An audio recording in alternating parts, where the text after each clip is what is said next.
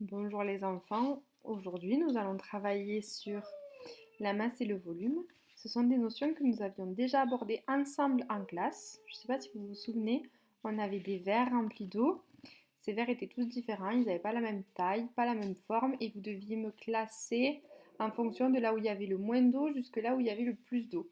Vous aviez eu beaucoup de difficultés et on s'était aperçu que si les verres n'étaient pas tous les mêmes, tous identiques, ou sans balance de Roberval, c'était presque impossible parce qu'on ne pouvait pas forcément se fier à là où l'eau montait, puisque la forme, le volume du verre était aussi important. Ok, et après, on avait réussi à bien les classer. Sinon, on avait utilisé ça, vous vous rappelez, on mettait les verres deux par deux, un sur un plateau, un de l'autre. Alors aujourd'hui, je ne sais pas si vous avez tous pu le faire en fonction du matériel que vous aviez à la maison. Normalement, vous aviez trois objets un peu de ce type-là. Donc, un ballon de baudruche.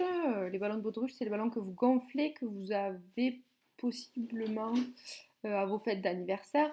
Un gobelet en plastique, là où on boit les boissons à l'école. Et un clou.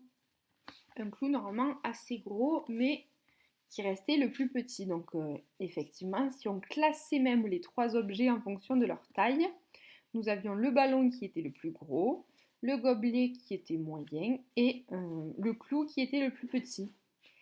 Mais normalement, si je vous demandais de les classer du plus lourd au plus léger, c'était justement l'inverse là.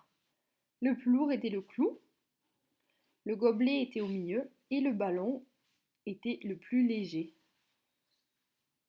C'était le petit piège et c'était pour vous montrer que la masse ne dépend pas du volume.